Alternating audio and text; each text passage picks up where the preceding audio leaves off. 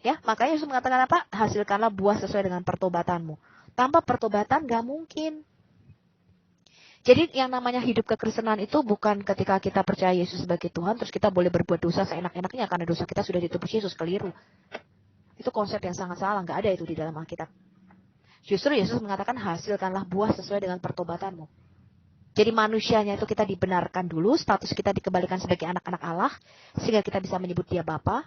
Setelah status kita dikembalikan sebagai anak Allah, maka kita hidup dipimpin oleh Roh Kudus. Nah, orang-orang yang hidup dipimpin oleh Roh Kudus, inilah yang memampukan kita untuk kita tidak berbuat dosa lagi. Kita nggak pengen kembali lagi pada hidup yang lama. Gitu. Dulu gue sering ke diskotik begini, wah itu udah nggak pengen lagi itu. Jadi pengennya tuh melayani Tuhan, pengennya ke gereja, pengennya bersekutu, pengennya baca Alkitab. Saya waktu lahir baru ya, pertama kali saya kenal Tuhan, pertama kali saya penuh Roh Kudus, saya nggak bisa berhenti loh baca Alkitab. Nggak bisa berhenti saya sampai heran, kayak baca komik. Baca Alkitab itu nggak bisa berhenti saking haus dan lapar akan firman Tuhan. Dan saya amazing, oh Tuhan ternyata bisa bicara ya, Tuhan bisa ngomong ya. Tuhan itu maha hidup loh. Ternyata dia tuh benar-benar ada. Saya nggak bisa berhenti baca Alkitab. Dari mana? Karena Roh Kudus yang pimpin saya. Emang dia ada gimana gitu? Iya, Allah itu nyata. Allah kita tuh hidup. Makanya yang namanya makanya kamu kan Mbak tuh tahu hidup itu gimana caranya? Dia bicara. Bicara sama Mbak? Iya. Bukan cuma berarti sama saya. Nabi dong. Sama banyak orang. Berarti Mbak Nabi dong? Enggak. Saya tidak pernah bernubuat. Kenapa saya disebut Nabi? Ya, Tuhan tapi bicara. Bisa dengar ngomong bicara sama Tuhan, Mbak. Bukan cuma saya. Kamu baca kisah para rasul. Di dalam kisah para rasul Tuhan tuh selalu bicara. Di dalam, nggak usah kisah para rasul, di dalam Alkitab kita Tuhan selalu bicara dengan para nabinya. Tuhan selalu bicara dengan Tuhan bicara dengan Ayub. Tuhan bicara dengan Musa. Tuhan bicara dengan Abraham. Tuhan bicara dengan kan dia nabi, Tuhan. Mbak. Enggak. Di dalam perjanjian baru Tuhan bicara pada banyak orang. Di dalam kisah para rasul Tuhan ngomong sama Paulus. Iya. Tuhan ngomong sama Filipus. Filipus, kamu pergi ke sini, ke sini. Tuhan ngomong. Kamu bisa mendengar suara Tuhan? Mendengar suara Tuhan itu adalah hal yang wajar di dalam lingkungan gereja saya loh ya. Makanya saya heran kalau ada orang Kristen tidak pernah dengar suara Tuhan. Nah itu saya bingung. Kok bisa gitu? Karena ketika saya menjadi Kristen, hal pertama yang saya takjub adalah ternyata Tuhan itu ada. Dan Tuhan itu hidup, bisa bicara. Selama ini saya nggak tahu kalau Tuhan itu ada dan bisa bicara. Ya, nah orang Kristen yang aneh adalah yang nggak pernah dengar suara Tuhan. Nah, itu buat saya aneh. Tuhan selalu bicara. Kamu baca tuh, ya kisah-kisah para rasul Tuhan selalu. Sampai sekarang pun Tuhan bicara. Sampai sekarang pun di gereja saya banyak Tuhan bicara. Jadi Tuhan kita itu hidup, Ramdhani. Kamu harus mengalami hal itu. Kamu harus mengalami pengalaman pribadi bersama Tuhan. Jangan dari kata orang. Ayub mengatakan begini. Sekarang mataku sendiri telah melihat engkau dan mendengar engkau. Bukan dari kata orang. Dulu aku hanya mendengar tentang Allah dari kata orang. Oh, kata orang Allah itu begini, kata orang Allah itu begitu, kata orang Allah itu begini dan begitu. Tetapi sekarang mataku sendiri telah melihat engkau. Dan aku mendengar suaramu. Jadi kamu tuh harus mengalami pengalaman pribadi bersama Tuhan. Bukan teori. Allah itu bukan teori. Agama itu bukan jedak. Firman Tuhan itu roh dan kehidupan. Bukan ritual-ritual agamawi. Nah itu namanya orang-orang yang hidup dipimpin oleh roh Allah. Alkitab tidak pernah mengatakan ritual. Makanya Yesus nggak pernah mengajarkan nanti kalau kamu berdoa, kalau sholat ngadepnya ke sini ya. Nanti kalau kamu sholat sehari 10 kali. Semakin banyak sholat, semakin masuk surga kau dapat pahala. Nanti kalau sebelum sholat wudhu dulu ya. Lah nanti nggak ada begitu-begitu. Karena Yesus mengatakan kalau kamu mensucikan kami, Mbak. Karena kan kami entah dari mana-mana gitu. Apa? Kalau dikatakan wudhu itu kan kami misalnya entah lagi bekerja kah ataukah itu. Jadi sedangkan kami ingin berjumpa dengan istri, bukan berjumpa, ingin menghadap ke Tuhan kami harus suci dulu, bersih dulu. Saya yaitu dengan cara berwudu. Ya dengan cara saya bukan cuma wudhu, saya kalau berdoa mandi. Saya kalau berdoa sikat gigi, pagi-pagi mandi, ya atau cuci muka, ini baru saya berdoa menghadap Tuhan. Walaupun saya tidak menyebutnya wudhu. Halo Mbak. Aku kayaknya turun lagi ya. Terima kasih atas penjelasan ini karena aku ada kesibukan. Terima kasih atas penjelasannya dan alhamdulillah Ya, saya makin semoga mempercayai kamu agama mengalami saya, Tuhan Mbak. secara pribadi. Ya, semoga kamu Alhamdulillah saya mengalami makin pengalaman meyakini Tuhan agama secara saya, Mbak ya. pribadi. Terima kasih, Mbak. Tidak Saya masalah, tidak meyakini. masalah. Ya udah, Kalau saya sudah assalamualaikum. berjumpa dengan Tuhan.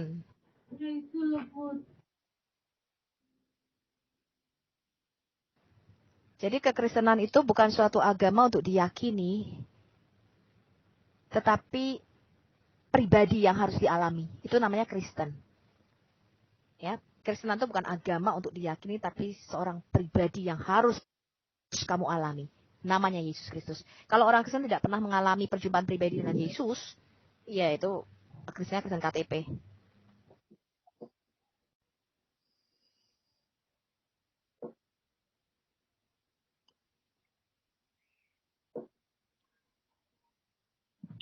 Ya, Ana Mbak.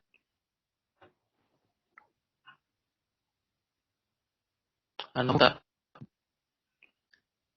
Selamat sore Anam. Ya, sore. Iya silakan. Mau tanya apa? Perempuan yang manggilnya. Suara Jackie agak putus-putus.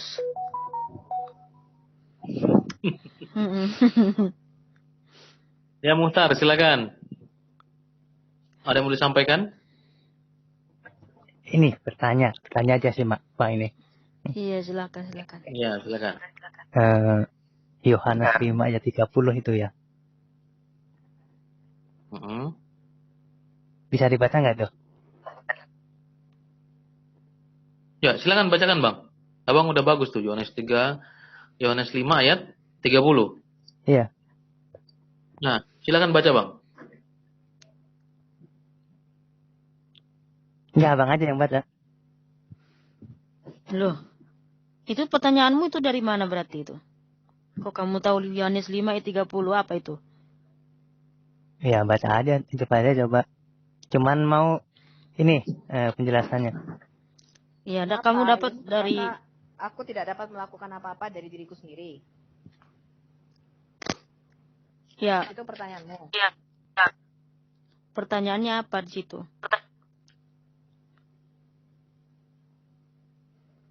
Aku tidak dapat berbuat apa-apa dari diriku sendiri. Aku menghakimi sesuai dengan apa yang aku dengar, dan penghakimanku adil. Sebab aku tidak menuruti kehendakku sendiri, melainkan kehendak Dia yang mengutus aku. Apa yang mau kamu tanya? Penjelasan itu. Itu maksudnya gimana itu ya? Maksudnya, Yesus itu tidak bisa terpisah dari Bapa. Karena Dia satu dengan Bapa.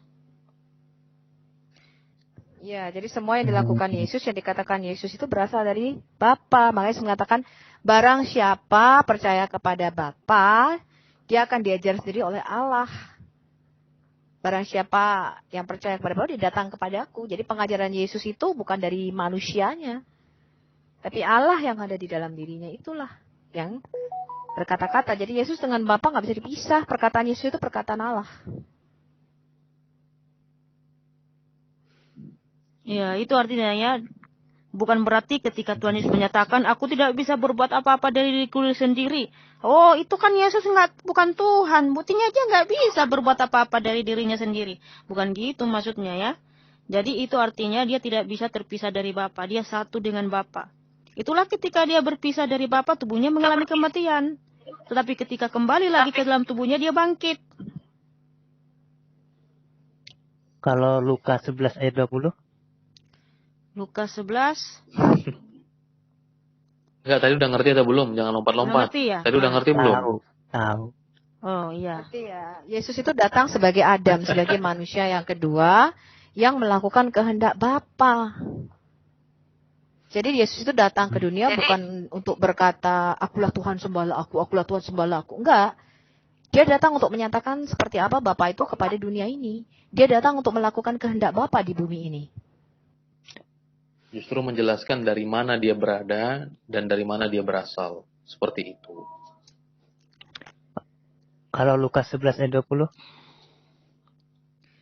Tetapi jika aku mengusir Tadi udah setan dengan kuasa Allah, maka sesungguhnya kerajaan Allah sudah datang kepadamu. Ya terus apa yang mau ditanya? Penjelasan doang itu dapat. Bang Penjelasan. Ilyas, thank you Bang Ilyas. Apa itu tadi? Ya kamu harus baca ini semua dari awal. Ayat 14 sampai 23. Ya, karena di situ Yesus dituduh mengusir setan dengan kuasa iblis.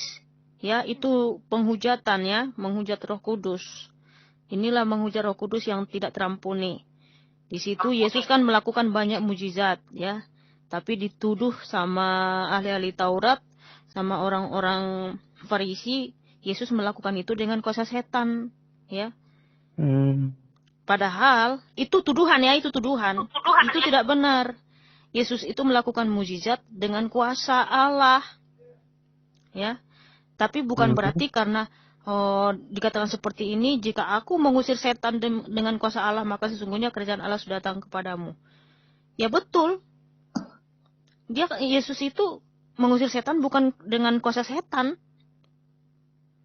Dengan? Iya, dia datang.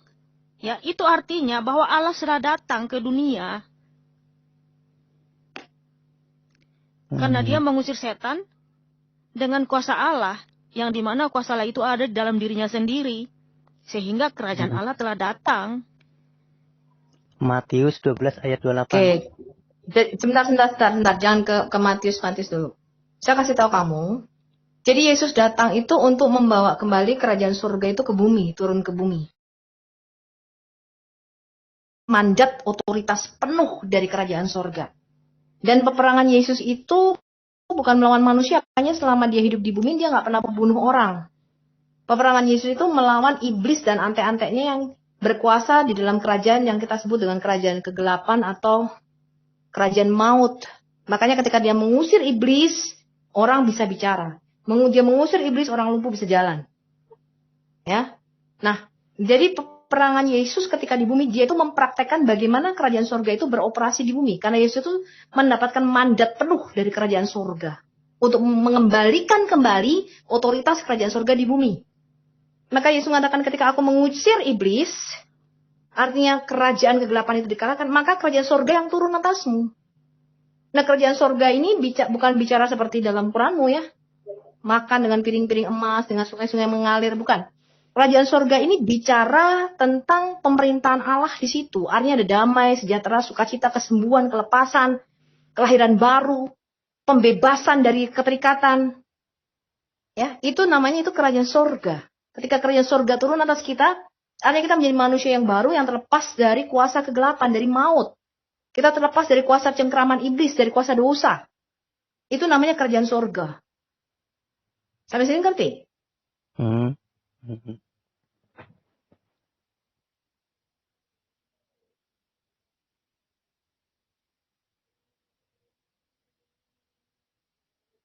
Udah paham ya? Apalagi pertanyaannya satu lagi? Jadi? Yohanes 10 ayat 29. Ini kamu dapat dari mana pertanyaannya ini, bro? Jujur.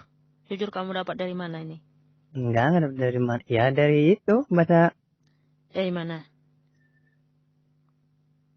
Atau dari baca. Kamu baca Alkitab. Ya ini nyatanya tahu itu. Kamu Enggak pengen baca tahu Alkitab? penjelasan dari kamu. Kamu baca Alkitab? Enggak, aku enggak baca Alkitab, enggak. Oh, berarti pertanyaannya dari orang lain gitu ya?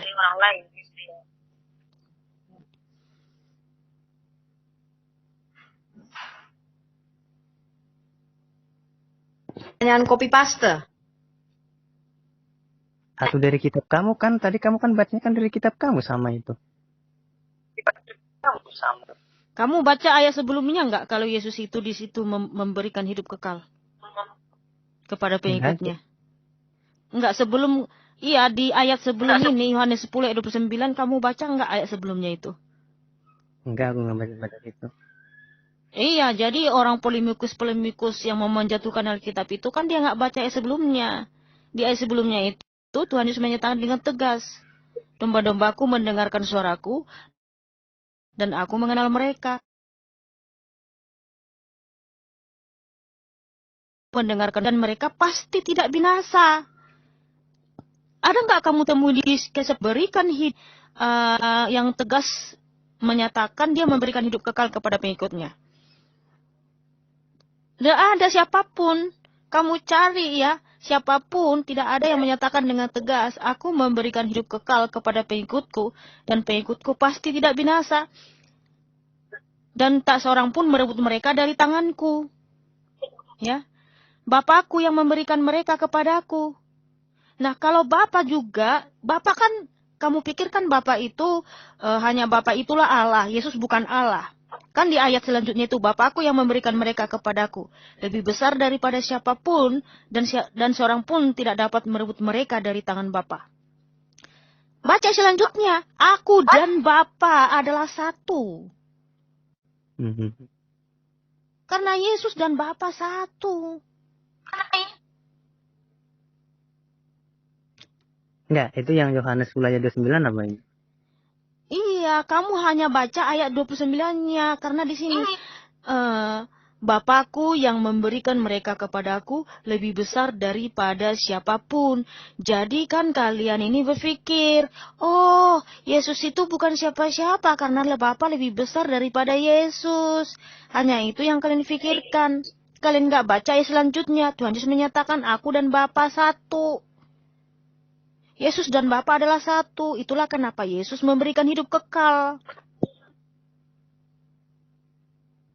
Kamu nggak baca ayat juga. Bapa di dalam aku di dalam Bapa. Yesus di dalam Bapa, Bapa di dalam Yesus. Barang siapa telah melihat Yesus telah melihat Bapa. Barang siapa menyembah Yesus telah menyembah Bapa. Yohanes 5 ayat 23.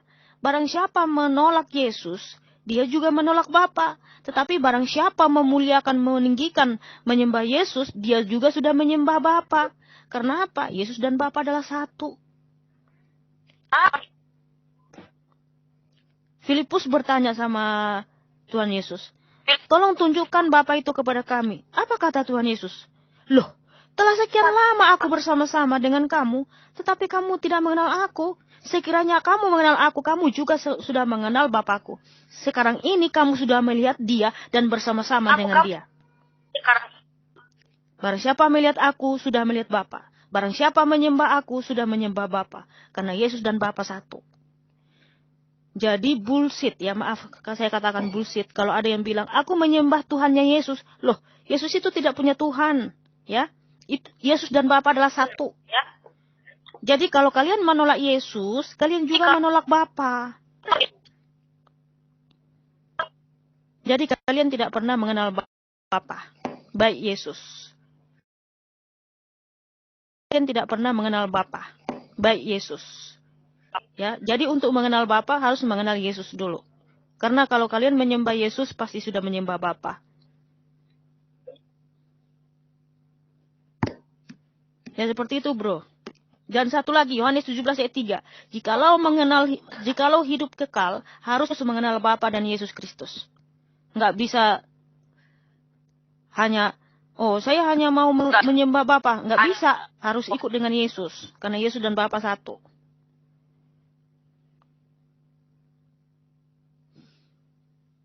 Mau hidup kekal, datang pada Yesus.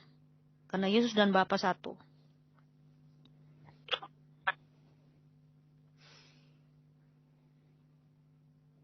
Dan tidak ada kepastian yang lebih tegas seperti yang diberikan Tuhan Yesus. Nggak ada dimanapun kita temui. Hanya Tuhan Yesus yang menyatakan dengan tegas, aku memberikan hidup kekal kepada pengikutku. Dan pengikutku pasti tidak binasa. Ada kepastian. Amin.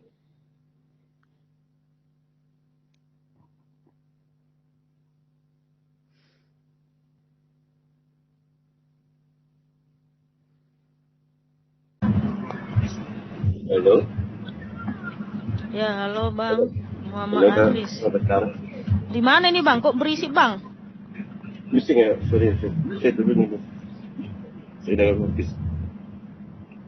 Sorry.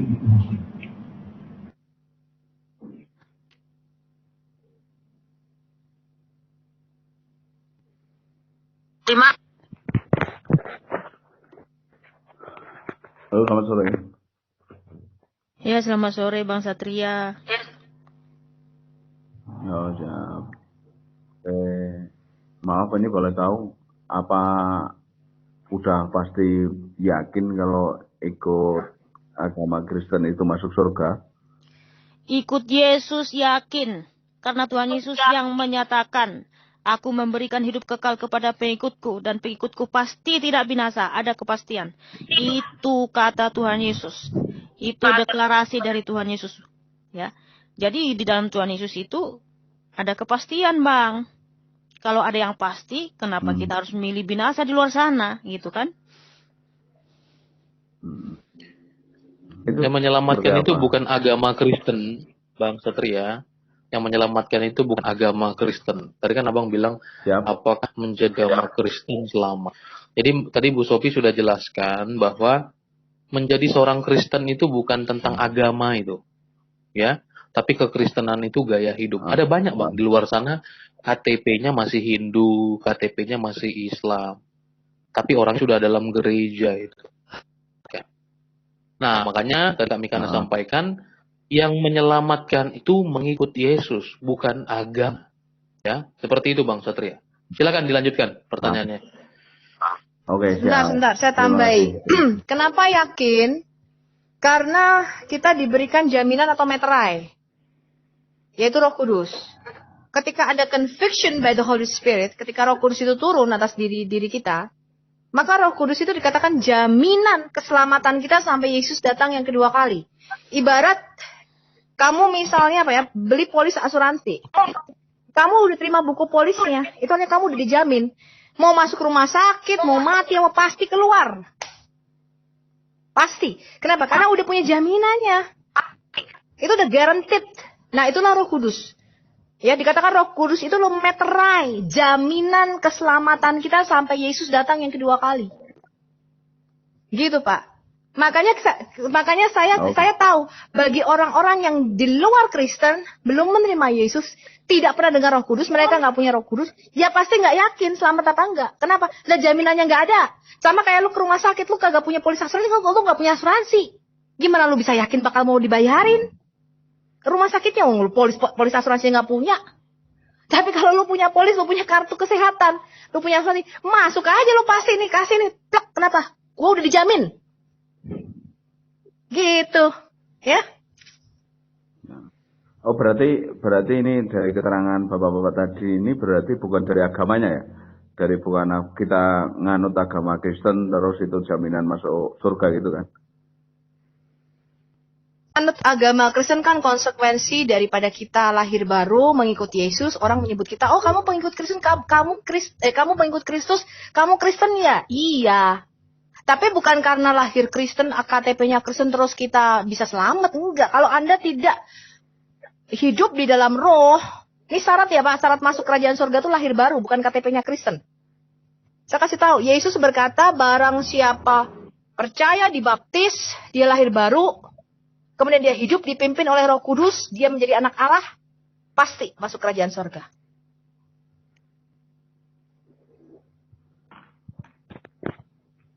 Ya berarti belum tentu semua orang Kristen itu masuk surga, Pak?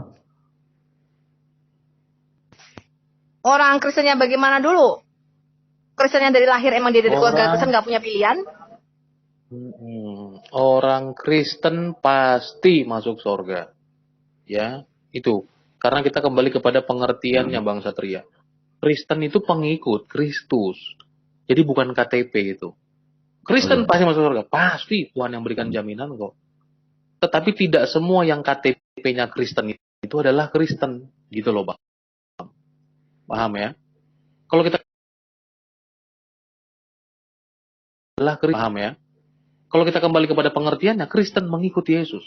Lahir baru, kata Bu Sofi tadi. Ya, seperti itu. Dan Roh Kudus menjadi materainya. Ya, sehingga tidak dikuasai oleh ketakutan dan keraguan. Dan dia punya hubungan yang baik dengan Allah. Dan Tuhan telah memberikan dia jaminan dan dia dalam hidup. Tapi ada orang, Kristen. Ya, pokoknya mama Kristen ya, aku Kristen.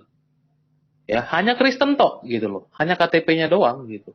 Tapi orangnya nggak Kristen. Karena pengertian Kristen tadi ikut Yesus tuh. Orangnya tidak Kristen, KTP-nya Kristen. Gimana itu? Apa gunanya Kristen masuk KTP masuk surga? Nggak ada gunanya. Orangnya nggak masuk surga ngapain? Gitu loh. Emang masih ada, Bang, Gitu. di situ mengikut agama punya KTP Kristen tapi nggak ngikut agama Kristen masih ada. Banyak, Bang. Oke. Makanya Yesus saja berkata begini, Bang. Tidak semua yang berseru kepadaku, Tuhan, yang melakukan kehendak Bapa. Jadi ingat bahwa masuk surga itu ya memanggil Yesus sebagai Tuhan, mengaku Yesus sebagai Tuhan, plus melakukan pekerjaan yang Tuhan kehendaki. Seperti itu. Jadi ya Tuhan Kristen, Yesus, tapi kehidupannya tidak. Jadi itu tentu orang akan melihat gitu ya. Akan ada keanehan ketika seorang saya dengan saja. Ya. Nah, jadi kalau misalnya sorry itu saya ya Bang ya, misalnya gini, bapak mamanya putih. Mohon maaf nih, saya bukan mau rasis. Bapak mamanya putih, anaknya hitam, blas hitam. Kira-kira dipertanyakan nggak itu Bang? Maksudnya orang bingung nggak ngeliat anak ini? Atau sebaliknya, bapak mamanya hitam, anaknya putih misalnya begitu. Sekalipun ada fenomena seperti itu. Tapi kira-kira orang bertanya-tanya nggak itu? Ini nggak sesuai dengan bapak mamanya gitu. Ini nggak sesuai dengan profil orang tuanya ini. Anaknya siapa kira-kira? Atau bapak mamanya mancung, anaknya pesek. Ya? Atau bapak mamanya pesek, anaknya mancung. Itu akan menjadi aneh di mata orang.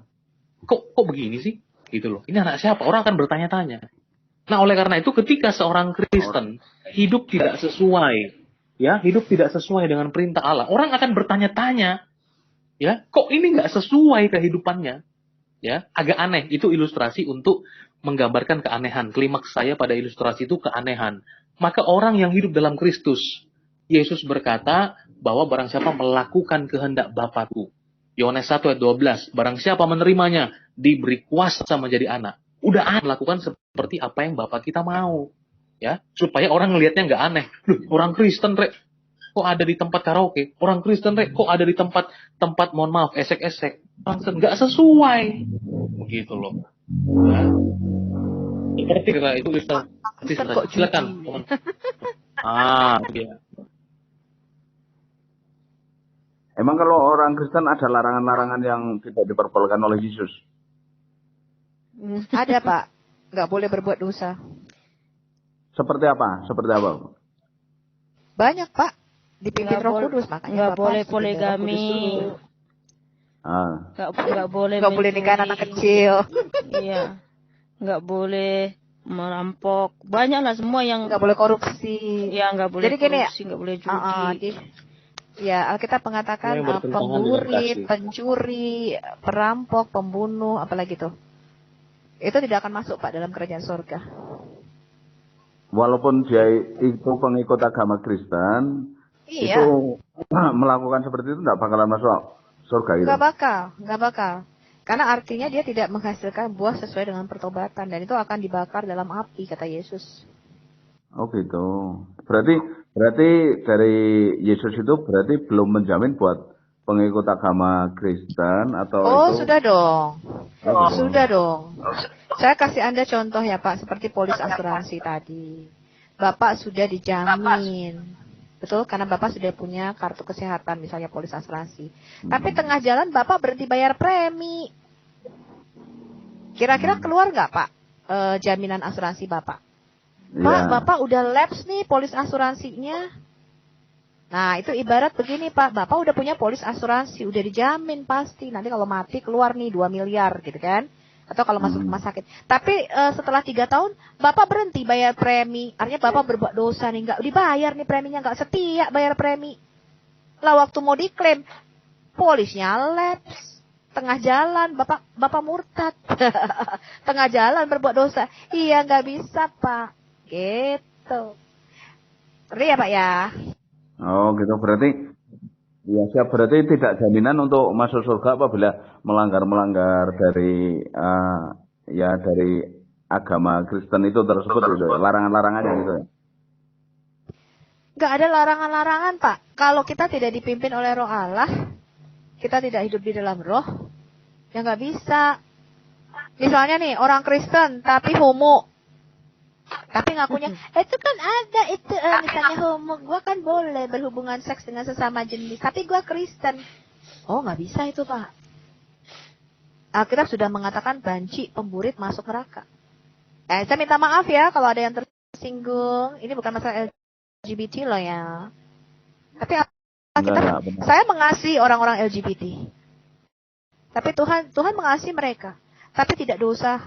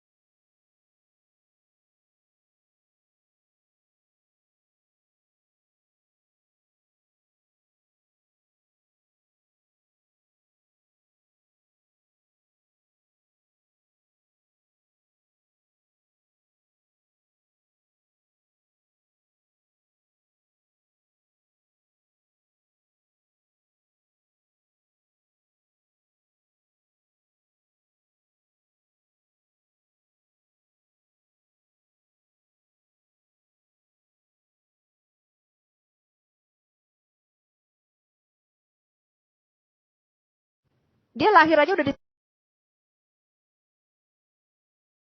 disembah, udah disujud sembah sama raja-raja. Iya, itu kan pernyataan dari orang lain, bukan dari Yesusnya sendiri itu. Lah justru kalau orang ngaku-ngaku Allah, itu nggak berlaku. Sekarang saya tanya sama Hidayat. Kalau saya mengatakan akulah Allah, sembahlah aku, mau nggak kamu nyembah gue?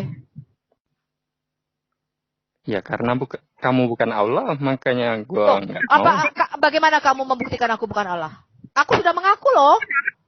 Betul nggak Bang Jeki? Kan dia butuh pengakuan dari mulut. Iya, tapi Sekarang kan Yesus Sofia sendiri tuh, kan. enggak, sekarang aku berkata, akulah Allah, sembahlah aku. Mau nggak lu nyembah gue? Pengakuanku dari mulutku sendiri, akulah Allah, sembahlah aku.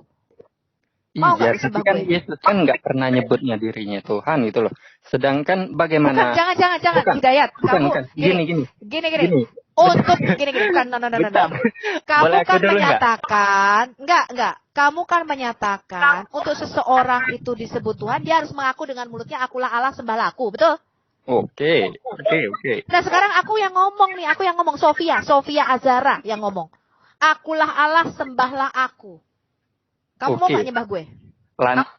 Lantas bagaimana dengan Adam gitu? Sedangkan Yesus sendiri Loh, Adam gak pernah ngomong akulah Allah, sembahlah aku. Ini yang ngomong Iya. aku nih, yang ngomong gue. Enggak, gini loh. Kriteria kamu, ini cara berpikir kamu ya, Dan analogi kamu nih. Adam kan Bentar. orang Logika pertama. kamu berkata, bukan, Adam gak pernah ngomong akulah Allah, sembahlah aku. Yang ngomong tuh gue, Sofia. Iya. Logika Jadi kamu Adam berkata. nyembah siapa jadi? Sudah? Oke. Sudah, boleh aku jawab? Oke. Silakan. Logika kamu berkata, jikalau ada orang yang mengatakan akulah Allah, sembahlah aku, berarti dia Tuhan, betul? Betul nggak? Kamu minta kalau ada orang ngomong dari pengakuan mulutnya, akulah Allah, sembahlah aku, dia Tuhan, betul? Ya. Sekarang aku yang ngomong. Gue ngomong dari mulut gue sendiri, bukan orang lain. Aku nih Allah. Iya. Hidayat, Lantas sembahlah aku. bagaimana dengan Adam gitu? Dia Yesus itu. Adam nggak pernah ngomong. Lu jangan Adam, lupain Iya. Adam. Adam Jadi nggak pernah Adam- ngomong. Yang ngomong Adam gue, di Alkitab gue. itu. Jadi Adam di Alkitab Fokus. itu nyembah siapa Ini itu? orang- Hidayat. Bang Jeki, dia Hidayat. ngerti nggak maksud saya, Bang Jeki? Iya, jadi Adam gini, Hidayat. Bentar, Bang Jeki. nyembahnya apa? Hidayat. Bang Jeki, Hidayat. tolong tengahin Bang Jeki. Kamu ini, Hidayat, kamu kelas berapa sekarang? Kuliah semester 5. Kuliah semester 5. Kamu kan udah kuliah. Sudah belajar ilmu logika kan? Logika Iya. dasar. Pengantar logika udah belajar. Ya. Sudah ya. Nah, jadi kamu harus lihat rangkaian yang kamu buat, statement yang kamu buat. Kamu kan mahasiswa. Jadi tolong perhatikan bagaimana kamu bangun argumen.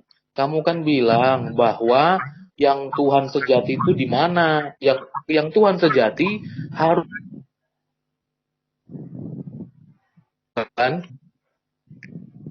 Betul nggak kamu yang sampaikan tadi? Logika kamu berkata bahwa kalau ada ya seseorang yang mengatakan akulah Allah, sembahlah aku dari mulutnya sendiri, itu dia Tuhan. Nah sekarang Iya. yang ngomong gue, lu jangan ke Adam. Gue, Sofia, aku berkata kepadamu Hidayat, akulah Allah, sembahlah aku. Mau nggak kamu sembah aku? Ya, seharusnya Kamu kan kriteria kamu secara kan logika. begitu. Ya, Oke, betul. pertanyaan kedua Karena aku gimana? logika yang Ya, sebentar. Sekarang kamu mau nyembah nggak, Bu Sophia? Kamu mau nyembah nggak? Iya. Dia ngaku enggak lah. Tuhan loh. Loh, kenapa kamu udah mau? Saya udah ngaku Kan aku kamu hanya Allah. butuh pengakuan. Loh, kan Jadi, kriteria kamu kamu hanya tadi butuh berkata pengakuan. harus dari pengakuan dirinya sendiri yang mengatakan akulah Allah, sembahlah aku. Lah sekarang gue udah ngaku, gue ini Allah. Ya, jadi Aku Allah, sembahlah aku. Kenapa kamu nggak mau nyembah gue? Ya, jadi kita tahu Yesus itu Tuhan dari mana? Kalau dia enggak. Nah, itu pertanyaan yang bagus. Ya, jadi ketika ada orang yang mengatakan, sebentar, ini aku bangun logika kamu nih, karena kamu ini anak kuliahan. Ya, tidak semua orang yang mengatakan akulah Allah, sembahlah aku, akulah Allah, sembahlah aku, itu dia benar, dia Tuhan. Harus ada buktinya, betul nggak? Betul nggak? Yuk. Iya. Kalau ada orang yang mengaku gue ini anaknya konglomerat, gue punya jet pribadi, pesawat gue nangkring misalnya di mana tuh, di bandara mana? Soekarno Hatta misalnya, gue punya pesawat deh, Indonesia mana ya? Di Bandara mana Soekarno-Hatta misalnya, pesawat gue nangkring di situ. Cuman ngomong doang. Bener-bener nggak di anak kongres? Lu minta bukti, betul nggak? KTP lu siapa? Nama lu bener nggak? Anaknya si siapa tuh? Si konglomerat Indonesia. Jadi tidak setiap yang gini, logika kamu ya Hidayat. Ya, ini orang Yahudi itu lebih pintar loh daripada kalian. Orang Yahudi berkata, ketika Yesus mengklaim akulah Allah, kalau kamu tidak percaya akulah dia, kamu akan mati dalam dosamu. Orang Yahudi berkata, apa buktinya?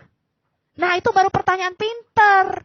Kalau kriteria kamu mengatakan di mana Yesus berkata akulah Allah, sembahlah aku. Lo jangankan Yesus, gua aja bisa ngomong. Akulah Allah loh, aku nih Allah loh Hidayat, sembah gue. Iya, tapi Bukan dengan perkataan. Jangan tapi dulu, ini logikanya dibangun dulu. Kerangka berpikir kamu itu harus dibangun dulu. Bukan setiap orang yang mengatakan akulah Allah, sembahlah aku itu pasti Tuhan. Karena di dalam Alkitab kami yang mengaku aku Tuhan, penguasa dunia ini, sembahlah aku itu iblis. Kamu kalau nggak percaya baca Lukas 4, Matius 4. Iblis berkata akulah Tuhan, sujudlah menyembah aku. Jadi bukan itu yang kita cari. Yang kita cari mana buktinya? Buktinya kalau lu Tuhan tuh mana buktinya? Jadi seharusnya pertanyaan kalian itu diperbaiki Muslim. Kamu itu pertanyaan copy paste dari Zakir Naik. Kenapa? Karena di dalam Qur'anmu, surah 56 ayat 51 mengatakan tidaklah aku menciptakan manusia dan jin kecuali untuk menyembahku. Jadi pertanyaan kamu tuh jangan di mana Yesus berkata akulah Allah, sembahlah aku. Kalau ada orang yang mengaku akulah Allah, sembahlah aku, tidak berarti dia benar-benar Tuhan. Lu harus tanya Bu Sofiatul, sebentar, aku belum selesai. Kamu tanyanya harusnya begini, Bang Jeki, Mikana, kalian percaya Yesus Tuhan dan Allah, iya. Buktinya apa di dalam Alkitabmu? Mana buktinya? Nah, itu pertanyaan cerdas. Betul nggak Bang Jeki? Ya, betul. Karena orang Yahudi bertanya gitu, buktinya apa lu Tuhan? Yesus mengatakan, aku turun dari sorga, aku ini anak Allah. Buktinya apa? Orang itu mengatakan, buktinya apa? Kasih kita bukti. Itu pertanyaan cerdas. Bukan, di mana Yesus berkata, akulah Allah, sembahlah aku. Lah memang kalau ada orang yang mengatakan, akulah Allah, sembahlah aku, dia berarti Tuhan. Semua bisa bilang sayang. Semua bisa bilang. Tapi kalau benar-benar dia Tuhan, artinya dia punya bukti. Sayang itu bukan cuma di bibir. Yesus itu tidak hanya memberikan janji. Dia memberikan bukti. iya, tapi kan itu yang harus kamu tanya. Tapi kan di Alkitab sendiri bilang Tuhan Allah kita, Tuhan itu Esa. Nah, bagaimana tuh? Ya, gini. Hidayat, masalahnya kamu salah sangka. Tuhan Allah kita yang kamu maksud Tuhan negeri Mekah pemilik Ka'bah. Ya bukan lah brother. Ya kita lagi ngomong Allahnya Israel, bukan Allahnya orang Arab. Jadi waktu Yesus ngomong Tuhan Allah kita, itu hanya mengulang apa yang dia sampaikan kepada Musa. Ya, itu kan perintah Allah, perkataan Tuhan kepada Musa. Ya, perkataan Musa kepada Allah, Tuhan Allah kita, Tuhan itu Esa. Nah sekarang perkataan itu ada nggak di dalam Al-Quran? Kan nggak ada. Jadi itu berbicara konsep yang berbeda. Ya, kamu harus tahu itu. Nah, kamu sudah buka belum tadi Yohanes 13 ayat 13? Karena kalau kayak kamu nih kayaknya nggak butuh apa ya? Tidak butuh logika gitu. Hanya butuh bukti. Kamu perlu mengerti gitu loh. Ya, kamu dikasih narasi panjang malah kamu bingung, bukan malah makin mengerti. Padahal kamu mahasiswa loh. Yohanes 13 ayat 13. So kamu buka dulu. Nah, kamu buka.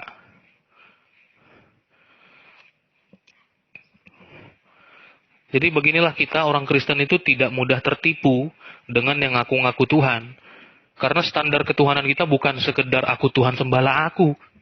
Standar apa itu? Karena di dalam Alkitab setan itu minta disembah. Karena dia mengaku itu, ya. Dia minta disembah itu. Jadi harusnya begini, kalian harus tanya, kalau kamu sebagai orang Kristen percaya Yesus Tuhan dan Allah, buktinya apa? Tunjukin aku dari Alkitab. Itu pertanyaan cerdas. Bukan di mana Yesus berkata akulah Allah, sembahlah aku. Loh, yang ngomong akulah Tuhan, sembahlah aku, gua tunjukin tuh dalam Alkitab, setan. Iblis itu mengatakan aku Tuhan, sembah aku, sujud sembah aku. Karena aku penguasa, aku ini Tuhan atas dunia ini. Jadi orang pertama Jadi orang pertama Adam itu tahu Yesus itu Tuhan dari mana? Kamu Yohanes dulu. Nanti dulu. Tenang aja. Kalau sama orang Kristen tuh gampang, brother. Kalau nanya ke kamu langsung terbalik perahumu. Kamu tenang aja. Yohanes 13:13. Coba kamu baca.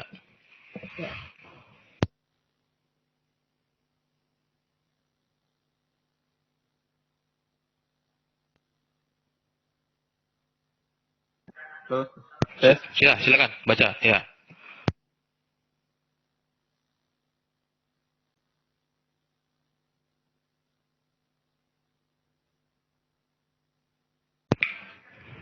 Silakan baca. Ya, ya. Eh,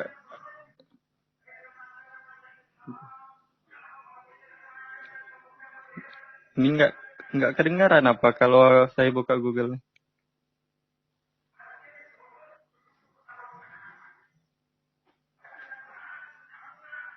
Silakan baca.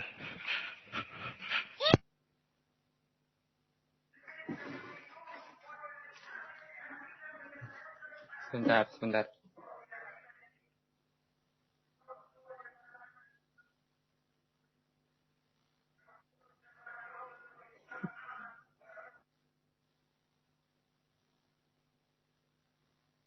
Ikro. Mau menyebut aku guru dan Tuhan. Dan katamu itu tepat sebab memang aku guru dan Tuhan. Oke. Itu. Hah? Terus gimana kira-kira?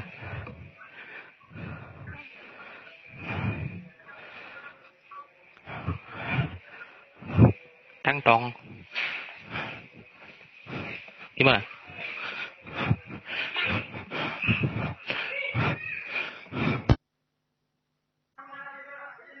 Halo.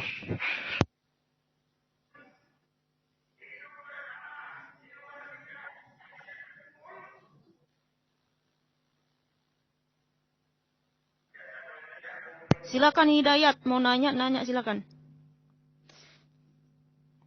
Yang mana sih? Ya, Hidayat mau nanya apa, silakan. Ini Yohanes ini di mana sih?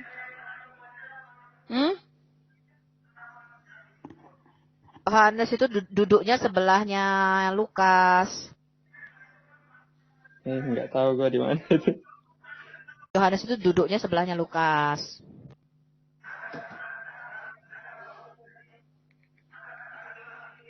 Mencari saja dia sulit. Lah iyalah, kan kitab kalian. Ngapain? Nah, lantas yang Gua kitabku nggak kesulitan kok. Jadi Aku lantas cari yang kitabku aja nggak kesulitan. apa? Yang pertanyaan aku yang Adam tadi gimana jadi? Kenapa dengan Adam? Iya, kan Yesus kan nggak pernah bilang bahwa dia itu Tuhan. Lantas bagaimana dengan Adam? Loh, kamu barusan ditunjukkan sama Bang Jeki, kok kamu masih mengatakan Yesus tidak pernah berkata dia Tuhan? Dia itu penguasa, bro. Dia itu Tuhan. Matius 28 ayat 18. Segala kuasa di surga dan di bumi diberikan kepadaku. Wahyu 1, 17, 18. Akulah yang awal dan yang akhir. Yang awal dan yang akhir itu nama Allahmu bukan? Iya, tapi kan dia tidak pernah menyatakan dirinya Tuhan gitu. Tadi yang barusan kamu baca itu apa? Abdul. Itu yang tadi kamu saya suruh baca itu apa? Itu Yesus sendiri yang bilang atau dari orang lain? Loh.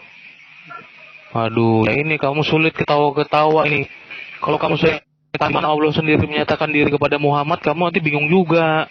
Kok ketawa-ketawa sih dikasih tahu? Kamu kan tadi ayatnya sudah kamu baca. Kamu menyebut aku guru dan Tuhan. Dan katamu itu tepat. Sebab memang aku guru dan Tuhan. Masa masih cengengesan? Aduh, kamu nih mahasiswa loh, bro. Saya nggak suruh kamu percaya. Saya suruh kamu mikir. Saya suruh kamu jujur. Gimana sih? Masa jujur aja udah nggak bisa? Gimana lagi kita diskusi? Pernah nggak Nabi mau bilang dia yang maha kuasa? Pernah nggak Nabi mau mengampuni dosa?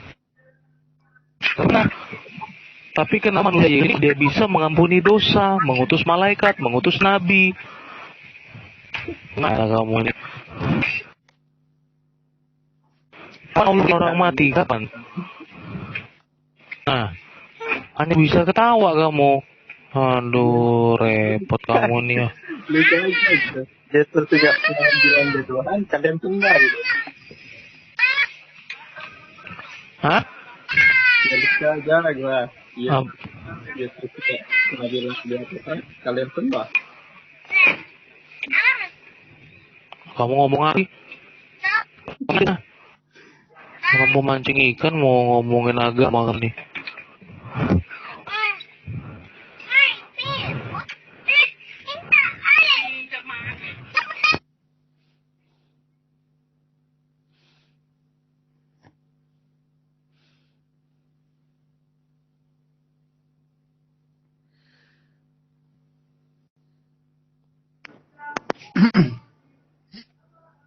Salam Rahayu, salam sehat, Toyo, semuanya.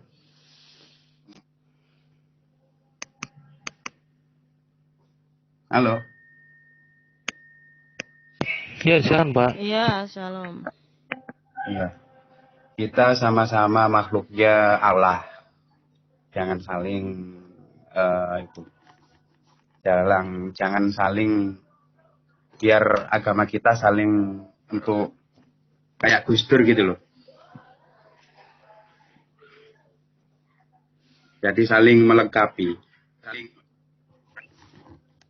Kalau di agama saya, Nabi Isa itu memang masih hidup sampai sekarang. Itu ntar musuhnya Dajjal.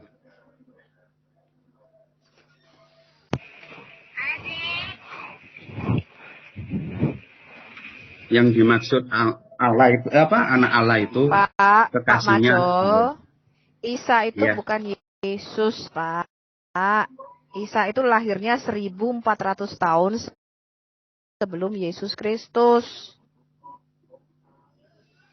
Iya, yang dimaksud saya gini, anak Allah kan? Enggak, Iya. saya Yang tanya dibahas. Pak Majo. Isa itu lahirnya Nah, kapan? loh, saya nggak tahu posisi untuk Quranmu, lahir-lahirnya di nggak tahu. Quranmu. Cuma Enggak, intinya di gini Quranmu. loh. Di Quran Bapak kan mengatakan Isa itu disamakan dengan Yesus. Yesus itu lahir pada saat Kaisar Agustus Iya, iya. berkuasa, pada zaman Herodes Agung, pada saat Quirinius menjadi gubernur melakukan sensus pertama, kira-kira tahun 6 sebelum Masehi. Saya tanya, Isa Bapak lahirnya kapan?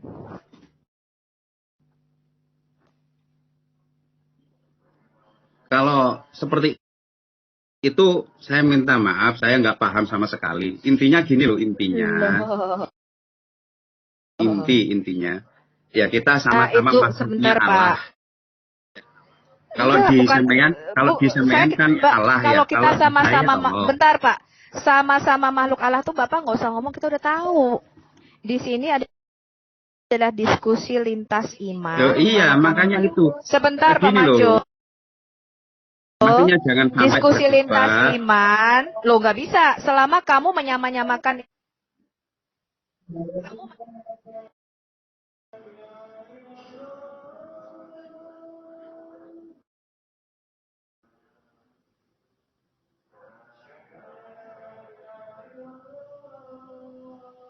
Halo.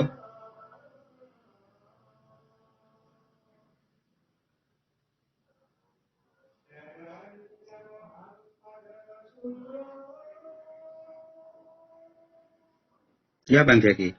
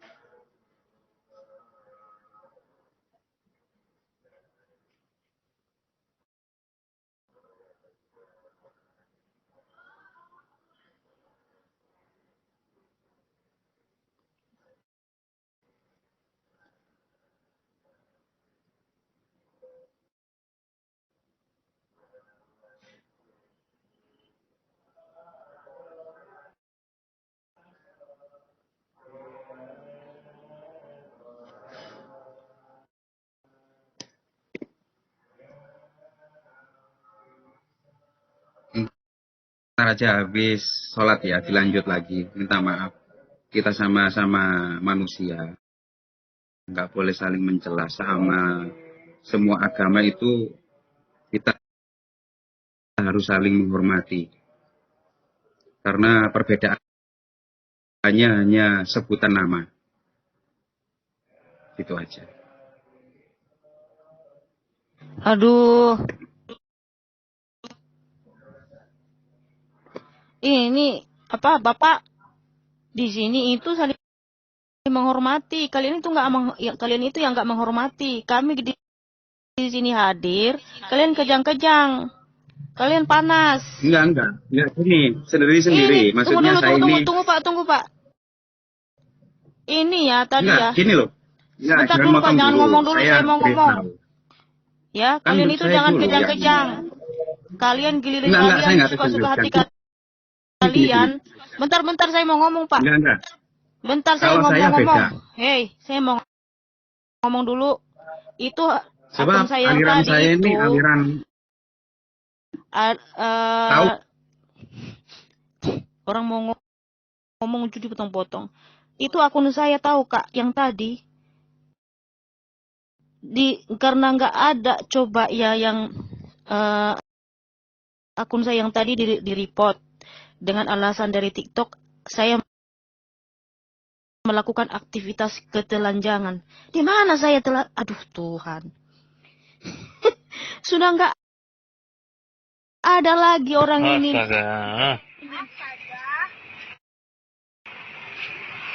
Masa TikTok ini ada-ada aja loh. Jadi orang ini sudah panas. Mereka panas sekali kalau kita hadir seperti kita ini untuk meluruskan tuduhan-tuduhan sama Tuhan Yesus dan Alkitab. Berarti kesuspend ya? Iya, yang tadi akun saya yang satu lagi, apa itu? Ketelanjangan. Jangan. Mana? Kita menelan tikus memang. Hah? Kita menelan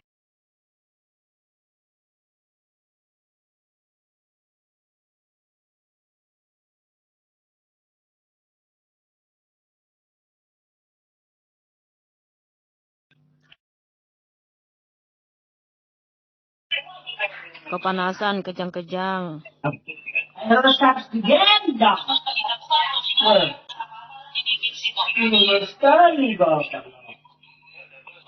Mananya? Nagbibigay, no?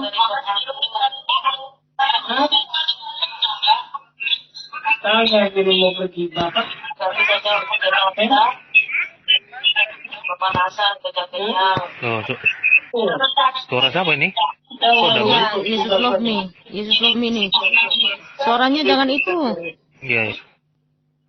Kayaknya sambil dengar di dua server tuh. Atau dengar di YouTube. Dari paling bawah. Tuh Sobi, ada suaranya? Oh, oke. Tadi saya kaget juga kok tiba-tiba keriput dari paling bawah.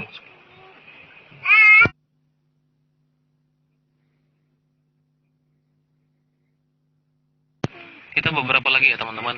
Saya ada ibadah sebentar lagi. Kita naikkan beberapa lagi.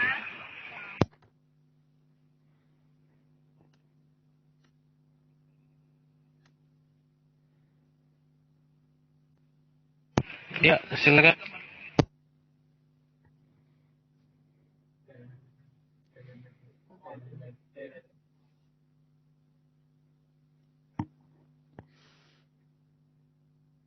Kan?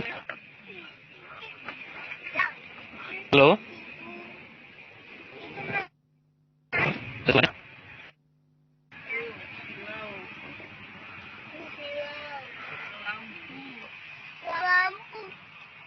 Close aja. Ya, tapi sebentar dulu ya Jeki ya, saya kasih tahu sama teman-teman yang udah ngumpulin dana ya. dari tadi dari Kak D 50.000, dari Bang P 100.000, dari NN 8 juta, nggak mau disebutkan namanya ya. Dari Kak Bang A 200.000, dari Bang M 200.000, dari Abang I Love Jesus 800.000, dari Abang N dari 250.000. Jadi total terkumpul 9.570.000. Ya, makasih ya teman-teman yang sudah bantu dan support ya. Tuhan Yesus memberkati berlipat kali ganda buat yang udah nyumbang dan yang juga udah nonton channel ini. Tuhan Yesus memberkati. Amin, amin. Silakan Bang, kita lanjut ya, lagi ya. Puji Tuhan. Silakan Abang Abdul.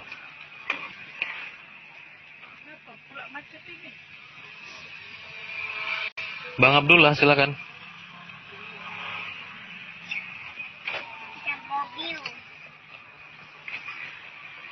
Oke, mungkin keluar ya Bang Abdullah ya.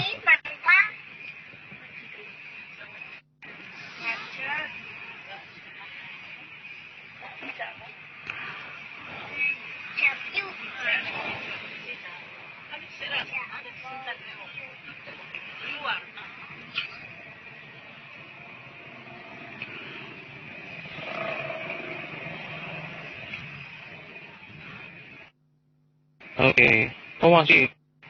Hai.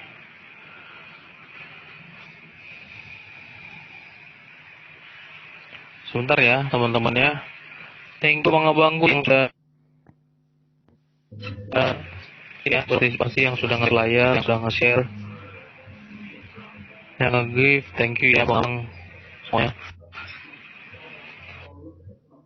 Oke. Silakan. Ya, bentar. Ini transparan betul. Ini memang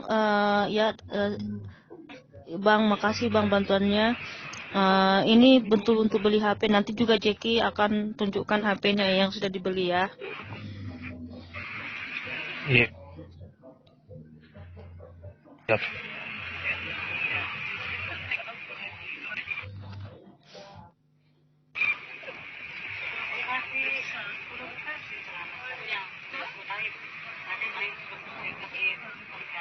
Ya teman, saya request tapi masih agak delay.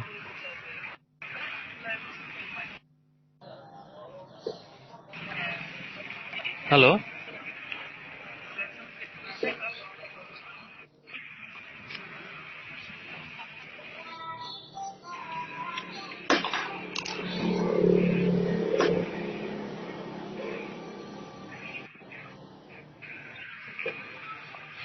Alah, kita angkat naik sedikit. Iya. Aku silakan. Halo?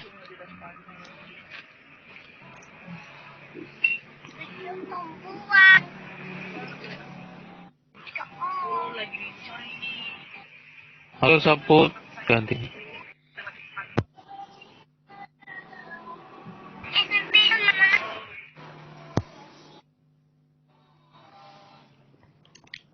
Sebentar ya. Tadi ada yang keep typing, beli HP aja mesti donasi. Teman-teman, ini semua inisiatif dari yang menonton ya. Dia yang inisiatif dari para penonton yang untuk mengumpulkan ya. Jadi kami sangat berterima kasih. Jeki tidak pernah ini inisiatif saya, karena saya lihat itu teman-teman banyak yang typing. Ya apa aja dikumpulin gitu ya. Karena memang Jeki itu melayani full time ya, 24 jam. Jadi buat teman-teman Nggak nyumbang, masih ngomongnya udah nggak nyumbang, sini, ngomongnya sini. Ya ampun, Iya. kalian tuh, Saya juga dulu gitu sering dicaci ya oleh orang nggak tahu, kita Kristen. Gini amat cari uang, katanya saya memberitakan Injil di TikTok. Gini amat cari uang, padahal dia nggak ada ngasih apa-apa sama kita. Ya udah nggak support, nggak dukung pelayanan. Ya kita tuh nggak maksa loh, betul nggak? Orang mau ngasih itu sukarela, teman-teman. Kalian kalau nggak ngasih juga nggak masalah kok. Nggak dukung pelayanan juga nggak masalah. Iya, justru orang yang membantu pasti berkatnya berlipat kali ganda. Karena ada firman Tuhan, diberkatilah orang yang murah hati karena mereka akan beroleh kemurahan. Aneh sekali kalian itu.